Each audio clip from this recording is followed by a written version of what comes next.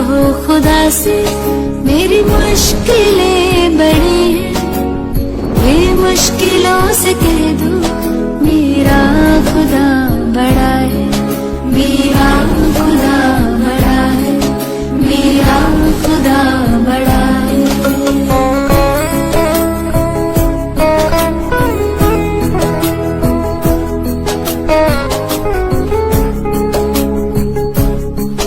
अग्नि में तप के सोना है और भी निखरता, अग्नि में तप के सोना है और भी निखरता, दुर्गम को पार करके हिमालय कोई चढ़ाए, लाएगी रंग मेहनत आखिर तुम्हारी एक दिन, लाएगी रंग मेहनत आखिर तुम्हारी एक दिन, होगा विशाल करवल वो बीज जो पड़ा है। ये मत कहो खुदा से मेरी मुश्किलें बड़ी हैं, ये मुश्किलों से कह दो मेरा खुदा बड़ा है, मेरा खुदा बड़ा है, मेरा खुदा बड़ा है।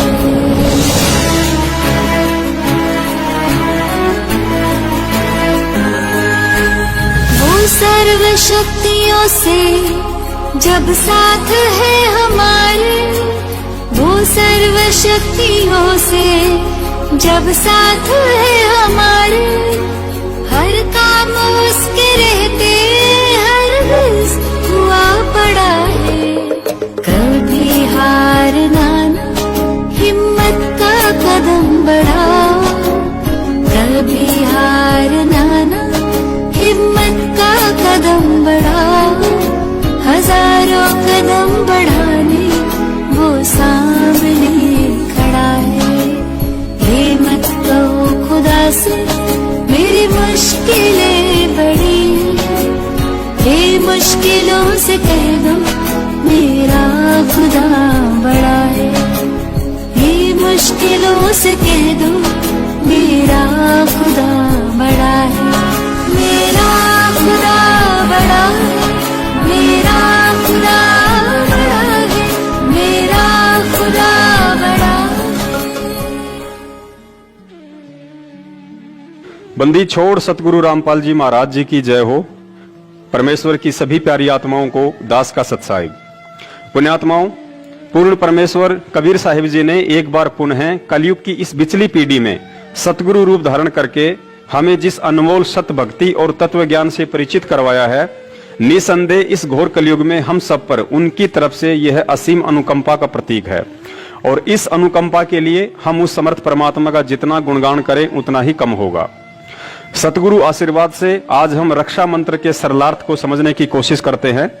हालांकि दास ना ही तो इस लायक है और ना ही अधिकारी है कि आदरणीय गरीबदास जी महाराज द्वारा रचित किसी भी वाणी या शब्द का सरलार्थ कर सके, लेकिन परम पूज्य सतगुरु रामपाल जी महाराज द्वारा अनुवादित रक्षा मंत्र को उन्हीं के आशीर्वाद से और अधिक सरल तरीके से समझने और समझाने का तुच्छ प्रयास करने जा रहा हूं, जो कि सतगुरु देव जी द्वारा प्रत्येक भगत को साध संगति के अंतर्गत प्रदान किया गया एक अधिकार है। पुण्यात्माओं, असुर निकंदर रमैणी के अंत में 8 पंक्तियों का एक रक्षा मंत्र लिखा हुआ है, जिसमें लिखा है, सतगुरु शरण शरण आई, शरण गए कछु बहने व्यापे, काल जाल भय मिट जाई, रोग शोक जल शिखर न व्यापे, सम्मुख ना ठहराई, रगनी तन निकट ने आवे, दूरी रात रे गाई, वीर बताल बान ना लागे, जम के कोट ढाई, 98 पुण्य उठ ना लागे, उल्ट तई दर खाई, कह कबीर सोई उठ पावे, सुख शब्द मिल जाई, कह कबीर हम जम दल पेला, सतगुरु नाथ दुहाई, बैर करे सोए दुख पावे, सुरत सतगुरु दुहाई, कहे कबीर हम जम दल पेला, सतगुरु नाथ दुहाई। पुण्यात्माओं, रक्षा मंत्र वाली ये 8 पंक्तियां उस वास्तविक रक्षा मंत्र की महिमा का गुणगान है जो एक भगत की पल पल रक्षा करता है। कहने का मतलब ये है कि मुसीबत या संकट के समय भगत की रक्षा ये 8 पंक्तियां पढ़ने या बोलने से नहीं होगी, बल्कि उस वास्तविक रक्षा मंत्र के जाप और भक्ति क्रियाओं को सुचारू रूप से करते रहने से होगी, जिसके विषय में ये 8 पंक्तियां केवल जानकारी दे रही हैं। इस बात को और अधिक गहराई से समझने के लिए हमें नित्य नियम का सहारा लेना पड़ेगा। जिस प्रकार हम सुबह का नित्य नियम करते हैं और नित्य नियम करते समय सबसे पहले मंगलाचरण पढ़ते हैं, फिर उसके तुरंत बाद मंत्र लिखा हुआ आता है जिसमें परम पूज्य सतगुरुदेव जी हमें पढ़ाते हैं। मंत्र अनाहत मंत्र, शुभ सलाहत मंत्र, अजोख मंत्र, बेसुन मंत्र, निर्वाण मंत्र थीर है।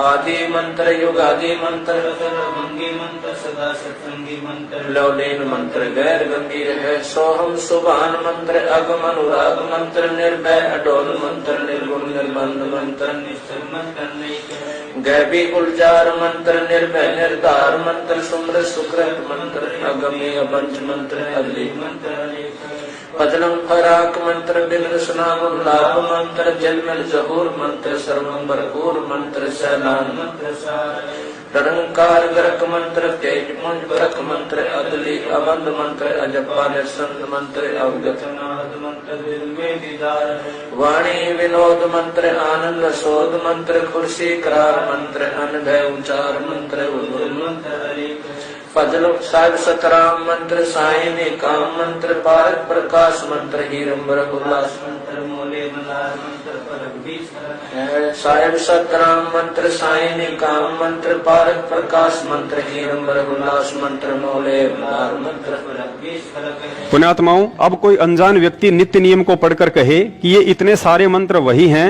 जो संत रामपाल जी महाराज अपने भक्तों को जाप करने के लिए देते हैं, लेकिन वास्तविकता तो आप और हम ही जान सकते हैं कि ये वो अनमोल मंत्र नहीं हैं जो पूज्य गुरुदेव हमें प्रदान करते हैं, बल्कि यहाँ नित्य नियम वाले ये मंत्र तो उन वास्तविक सत भक्ति मंत्रों की महिमा और महत्वता का कलम तोड़ बखान कर रहे हैं जो हमें गुरुजी नाम दीक्षा के समय देते हैं।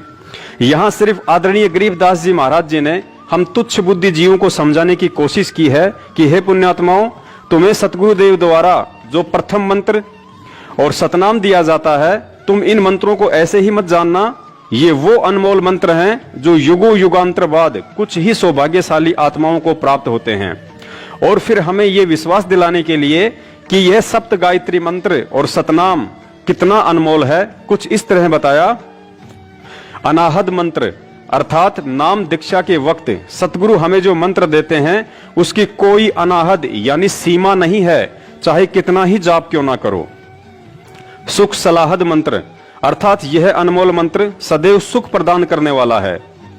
अजोख मंत्र अर्थात यह अनमोल मंत्र इस सृष्टि में अद्वितीय है, इसके समान दूसरा अन्य कोई मंत्र नहीं है जो शरीर कमलों में विराजमान पांचों प्रधान देवताओं ब्रह्मा विष्णु महेश गणेश और दुर्गा जी का ऋण उतारने में सक्षम हो। बेसुन मंत्र अर्थात जिस मंत्र को आपने आज से पहले कभी किसी से नहीं सुना हो, यह बिल्कुल नूतन यानी नया मंत्र है। इसे केवल स्वयं परमेश्वर कबीर साहिब ही सतगुरु रूप में आकर विशेष आत्माओं को सुनाते हैं, इसलिए इसे बेसुन मंत्र भी कहा जाता है। निर्वाण मंत्र थीर है अर्थात इस मंत्र के जाप से थीर यानी स्थायी और निर्वाण यानी मोक्ष प्राप्त हो जाता है। आदि मंत्र युगादि मंत्र, इस मंत्र को आदि मंत्र इसलिए कहा जाता है क्योंकि यह मंत्र सृष्टि की आदि यानी शुरुआत से ही प्रचलित है, और युगादि मंत्र इसलिए कहा जाता है क्योंकि प्रत्येक युग की आदि यानी शुरुआत में परमेश्वर कबीर साहिब जी सतगुरु रूप में आकर अपनी आत्माओं को यह मंत्र प्रदान करते हैं। अचल अभंगी मंत्र अर्थात यह मंत्र अचल है, स्थायी है, इसमें कभी भी परिवर्तन नहीं होता है, और अभंगी इसलिए है क्योंकि यह कभी भी भंग यानी खंड नहीं होता है। सोहम सुभान मंत्र अर्थात आदरणीय गरीबदास जी महाराज जी ने बताया कि यह सोहम नाम का मंत्र विशेष कल्याणकारी मंत्र है। अगम अनुराग मंत्र अर्थात इस कल्याणकारी सोहम से आगे का जो सारनाम है वह अगम अनुरागी यानी अक्षर पुरुष से आगे पूर्ण परमात्मा में विशेष प्यार जगाने वाला मंत्र है। निर्भय अडोल मंत्र अर्थात यह मंत्र जीव को निर्भय बनाता है तथा अडोल यानी कि जीव को भक्ति मार्ग से डगमग नहीं होने देता है। इस वास्तविक भक्ति मंत्र की प्राप्ति के पश्चात जीव को अनेकों चमत्कार होते हैं जिस कारण साधक दृढ़ रहता है। निर्गुण निर्बंध मंत्र निश्चल मंत्र नेक है। निर्गुण अर्थात दिखने में व्यक्ति को लगता है जैसे यह कोई नकली मंत्र है, लेकिन यह तो निर्बंध अर्थात काल का बंधन समाप्त करने वाला और सत्यलोक में निश्चल यानी कि स्थायित्व प्रदान करने वाला नेक अर्थात शुभ मंत्र है। गैबी गुलजार मंत्र अर्थात सत भक्ति का यह गैबी गुलजार यानी कि गुप्त मंत्र है, जो विशेष आत्माओं को स्वयं परमेश्वर ही आकर बताते हैं। निर्भय निराधार मंत्र, निराधार अर्थात जिस साधक का सब कुछ लूट चुका हो, जिसका कोई आधार यानी सहारा ना बचा हो, उस साधक को यह मंत्र हिम्मत, हौसला और लाभ देकर निर्भय बनाता है। सुमृत सुकृत मंत्र अर्थात जो इस नाम का सुमरन करते हैं उनके सभी कार्य सिद्ध होते हैं। अग्नि अबंध मंत्र अर्थात जो इस मंत्र का जाप करते हैं वे अग्नि अर्थात गम रहित होकर मुक्त हो जाते हैं। अदली मंत्र अलेख है। अदली अर्थात यह न्यायकारी मंत्र है जो पूर्ण परमेश्वर द्वारा न्याय करके अर्थात दूध और पानी को छानकर यानी निर्णय करके दिया गया मंत्र है। और अलेख का मतलब है कि यह मंत्र चारों वेदों में ना होकर केवल परमेश्वर के तत्व ज्ञान में ही है। अतः प्रचलित चारों वेदों में कहीं भी इसका लेख ना होने के कारण इसे अलेख मंत्र भी कहा गया है। फजलम फराक मंत्र अर्थात पूर्ण परमात्मा कबीर साहिब जी द्वारा दिया गया यह मंत्र साधक को परमात्मा के फजल अर्थात रहम के काबिल बनाता है। और फराक यानी कि इस मंत्र के जाप से साधक का परमात्मा से अटूट प्रेम हो जाता है। बिन रसना गुणलाप मंत्र अर्थात इस सतनाम मंत्र का बिना जिव्या हिलाए जाप करना होता है। अर्थात यह मंत्र श्वास श्वास के माध्यम से साधक को परमात्मा के गुणों की याद दिलाता है। झिलमिल जहूर मंत्र अर्थात यह मंत्र साधक को परमात्मा का वह झिलमिल करता हुआ प्रकाशमय लोक प्राप्त करवाता है, जिसमें झिलमिल झिलमिल रोशनी का जहूर अर्थात नजारा है। सर्वंग भरपूर मंत्र अर्थात यह मंत्र उस सर्वंग परमात्मा की याद दिलाता है जिसकी शक्ति सृष्टि के कण कण में व्याप्त है। सैलान मंत्र सार है अर्थात जो साधना परमेश्वर कबीर साहिब जी ने बताई है उस साधना के मंत्र सर्व सुखदायक व वास्तविक हैं। ररंकार गरक मंत्र अर्थात कबीर परमेश्वर जी के भक्ति मंत्रों का जाप ररंकार गरक भाव यानी कि विशेष कसक के साथ जाप करने से विशेष लाभ होता है और मंत्र सिद्धि शीघ्र प्राप्त होती है।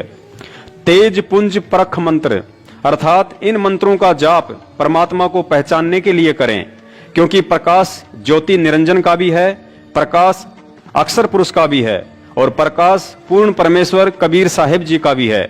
लेकिन जो मंत्र कबीर परमात्मा ने हमें दिया है उसके जाप से अन्य प्रभुओं का प्रकाश अर्थात उनकी समर्थता फीकी नजर आने लगेगी।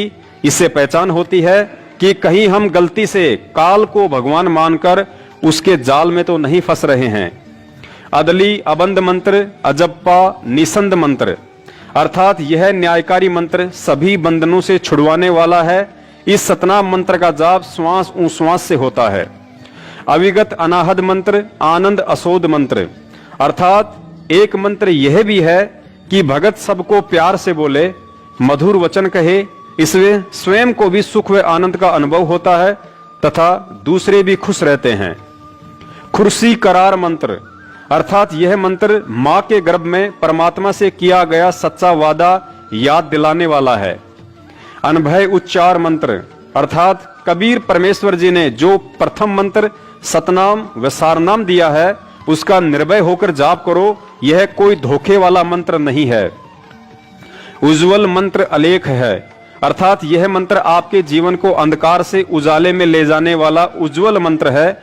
यह अनमोल मंत्र सूक्ष्म वेद अर्थात सचिदा घन ब्रह्म की वाणी के अतिरिक्त विश्व के प्रचलित अन्य ग्रंथों में लिपिबद्ध न होने के कारण अलेख है।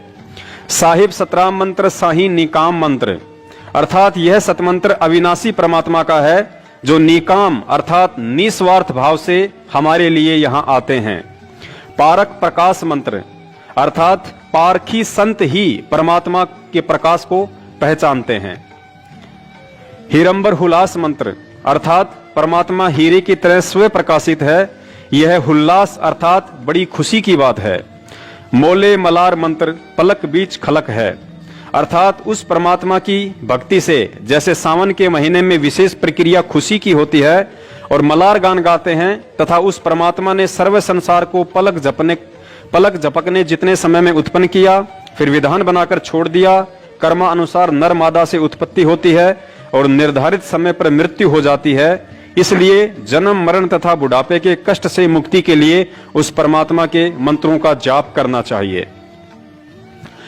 तो पुण्यात्माओं, अब आप जी को भली बाती समझ में आ गया होगा कि जिस तरह नित्य नियम में मंगलाचरण के बाद उपरोक्त लिखे हुए मंत्र वास्तविक भक्ति साधना के मंत्र ना होकर सतगुरु देव जी द्वारा नाम दीक्षा के समय दिए जाने वाले मंत्रों की यथार्थ जानकारी और उनकी महिमा का गुणगान है, ठीक उसी तरह असुर निकंदन रमणी के अंत में लिखी रक्षा मंत्र वाली ये 8 पंक्तियां भी मुसीबत के समय में जाप करने का कोई मंत्र नहीं, बल्कि गुरुजी द्वारा बताया गया रक्षा कवच अर्थात प्रथम मंत्र सतनाम, सारनाम, 5 यज्ञ और 3 समय की आरती की तरफ एक इशारा है कि सच्चे सतगुरु से नाम प्राप्त होने के बाद यदि हम मर्यादित होकर भक्ति करेंगे तो वह परमात्मा हर संकट से भगत की रक्षा करता है, जैसे कि इस रक्षा मंत्र में लिखा हुआ है। सतगुरु शरण शरणाई, शरण गए कछु भय नहीं व्यापे, काल जाल भय मिट जाही। अर्थात सच्चे सतगुरु जो कि स्वयं पूर्ण परमेश्वर कबीर साहेब जी ही होते हैं, उनकी शरण में आने के बाद भगत को किसी भी तरह का भय अपने दिलो दिमाग से निकाल देना चाहिए, क्योंकि मर्यादित भक्ति साधना करने वाले भगत को सतगुरु देव अपने आशीर्वाद का कवच पहना देते हैं, जिसे काल भगवान के द्वारा भेद पाना मुश्किल ही नहीं बल्कि नामुमकिन होता है। पुण्यात्माओं, हमें यहाँ इस बात को गहनता से समझना पड़ेगा कि सतगुरु की शरण में रहने का मतलब क्या है। हम रोज सुबह सुबह नित्य नियम में पढ़ते हैं कि ताते सतगुरु शरणा लीजे, कपट भाव जिन दूर करीजे। अर्थात सतगुरु से नाम उपदेश लेने के बावजूद भी ऐसे व्यक्ति को उनकी शरण में नहीं कहा जा सकता है जो तत्व ज्ञान समझने के बाद भी राग, द्वेष, ईर्ष्या, छल, कपट, चोरी, जारी, निंदा, चुगली और अहंकार का बोझ अपने कंधों पर लादे फिरता है। ऐसे व्यक्ति के साथ यदि कोई दुर्घटना होती है तो अनजान लोग भले ही यह बात कहें कि यह व्यक्ति तो संत रामपाल जी महाराज जी की शरण में था, फिर भी संकट के समय इसकी रक्षा क्यों नहीं हुई। लेकिन इस बात का निर्णय तो तत्व ज्ञान और परमेश्वर की मर्यादा ही करेंगी कि वह व्यक्ति संत रामपाल जी महाराज का शिष्य होने के बावजूद भी उनकी शरण में था या नहीं। आगे लिखा है, रोग शोग छल छिद्र न व्यापे, सन्मुख न ठहराई। अर्थात सतगुरु की शरण प्राप्त भगत या भक्तमती को कोई भी ला इलाज रोग पीड़ा नहीं दे पाएगा। भगत को कोई भी ऐसा दुख नहीं आ सकता जो उसके भक्ति मार्ग में बाधा बन जाए। हालांकि यहाँ पर पवित्र गीता जी के अध्याय नंबर 18 के श्लोक नंबर 38 को भी नहीं भूलना चाहिए, जिसमें परमात्मा का विधान है कि भगत का शुरुआती जीवन दुखमय होता है और अंत सुखमय, लेकिन वे कष्ट शारीरिक नहीं बल्कि सामाजिक होंगे और उन कष्टों का सामना करते वक्त भगत में उल्टी दृढ़ता और भगवान पर अधिक विश्वास पैदा होता है। उदाहरण के लिए जैसे आपके परिवार, रिश्तेदार और समाज द्वारा आपका बहिष्कार करना, क्योंकि तत्व ज्ञान युक्त शास्त्र अनुकूल भक्ति आपको सांसारिक और परंपरागत लोक वेद पर आधारित क्रियाओं और भक्ति से अलग करती है, जो उन लोगों को रास नहीं आएगा, तथा काल प्रेरणा से साधक का विरोध शुरू हो जाता है। लेकिन उस समय हमें सतगुरु देव जी के उन वचनों को याद रखना चाहिए जो वचन उन्होंने मुसलमान धर्म के पैगंबर हजरत मोहम्मद साहब को कहे थे कि हे मोहम्मद, मैंने आपको जो भक्ति साधना बताई है वो समाज में प्रचलित लोकवेद वाली साधना से विपरीत है, जिसके चलते लोग आपका विरोध करेंगे, लेकिन आप हिम्मत न हारना और जिहाद से उनका सामना करना। अर्थात जिहाद से मतलब है कि मैंने आपको जो तत्व ज्ञान दिया है उसको आधार बनाकर उनका सामना करना, उन्हें प्रेम पूर्वक समझाने की कोशिश करना, भले आप पर कितने ही कष्ट क्यों ना आए, आप दृढ़ रहना और मुझे अपने पास ही समझना। अतः पुण्यात्माओं, सत भक्ति में भगत पर संकट और दुख अवश्य आते हैं, लेकिन ऊपर आप जी ने समझ लिया होगा कि ऐसी कोई भी तकलीफ परमात्मा नहीं आने देते हैं जिसके चलते भगत का भक्ति से मनोबल टूट जाए। आगे लिखा है, जहर अग्नि तन निकट न आवे, दूरी जात रंगाई। अर्थात सतगुरु के सच्चे भगत को चाहे कोई लाख कोशिश करे, उस पर जहर और अग्नि जैसे काल के शस्त्र भी प्रहार नहीं कर सकते और यदि प्रहार कर भी दिया तो सतगुरु के आशीर्वाद रूपी कवच में कैद भगत का बाल भी बाका नहीं हो सकता। उदाहरण के तौर पर त्रेता युग में भगत प्रहलाद जी अपने इष्ट भगवान विष्णु जी की भक्ति पर दृढ़ थे, जिस कारण उन्हें होलिका द्वारा अग्नि में जलाने की कोशिश भी की, लेकिन अग्नि उनके तन को छू भी नहीं पाई। सतगुरु ने दूसरा उदाहरण मीराबाई का दिया। मीराबाई भी अपने इष्ट श्री कृष्ण जी की भक्ति पर दृढ़ थी। इस बात से रुष्ट होकर जब उसके देवर ने हाथ में तलवार लेकर मीराबाई को जहर पीने के लिए बाध्य किया, तो मीराबाई अपने प्रभु का नाम लेकर विष का प्याला पी गई और बाल भी बाका नहीं हुआ। पुण्यात्माओं, यहाँ एक बात हम भक्तों के लिए विशेष ध्यान देने योग्य हैं। जिस समय प्रहलाद भगत की अग्नि से और मीराबाई की जहर पीने से रक्षा हुई, उस समय वे दोनों आत्माएं ना ही तो किसी सतगुरु की शरण में थी और ना ही परमात्मा से सतनाम प्राप्त था, लेकिन इसके बावजूद भी उनके प्रारब्ध के भक्ति कर्म आधार पर और अपने इष्ट देव पर अटूट विश्वास के चलते पूर्ण परमेश्वर कबीर साहिब जी ने उन आत्माओं की रक्षा की, ना कि भगवान विष्णु या श्री कृष्ण जी ने की थी। फिर आप और हम तो सीधे तौर पर आज पूर्ण परमेश्वर की शरण में हैं।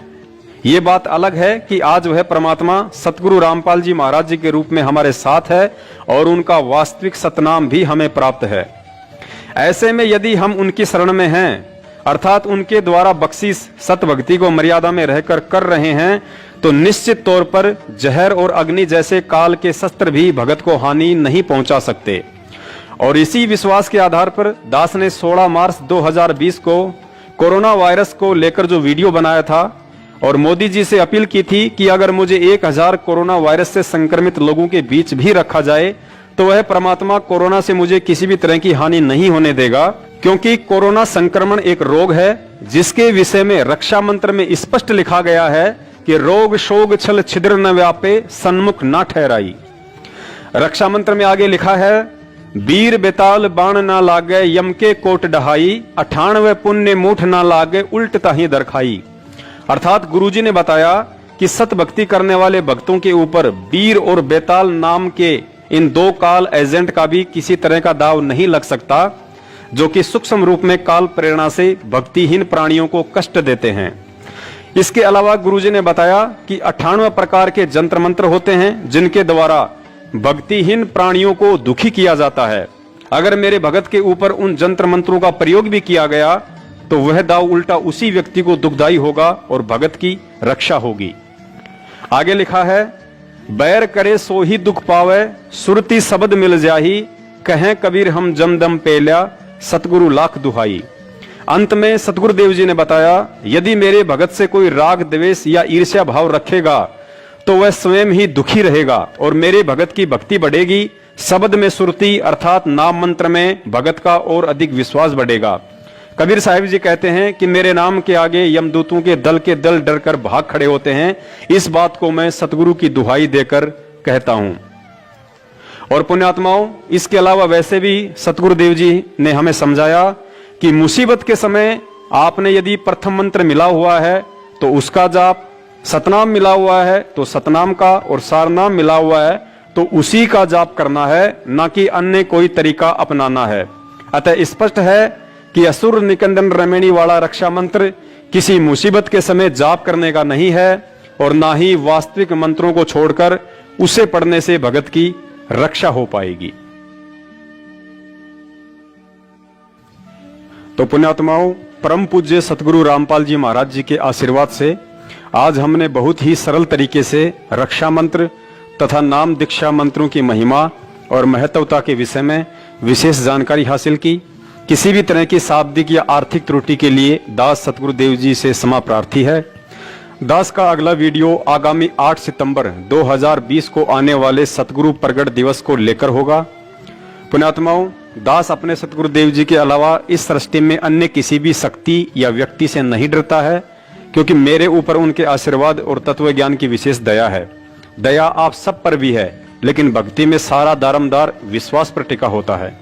इसलिए दास ना ही तो किसी सतलोक आश्रम मैनेजमेंट के उन व्यक्तियों से भय मानता है जो 5 साल से संगत से गुरुजी के आदेश की आड़ में उल्टे राजनीति जैसे कर्म करवा रहे हैं, और ना ही गुरुजी के भाई बंधु और रिश्तेदारों से जिन्होंने पिछले 5 साल से मुझ दास को जान से मरवाने के लिए 3 बार हथियारों के साथ कातिलाना हमला भी करवाया।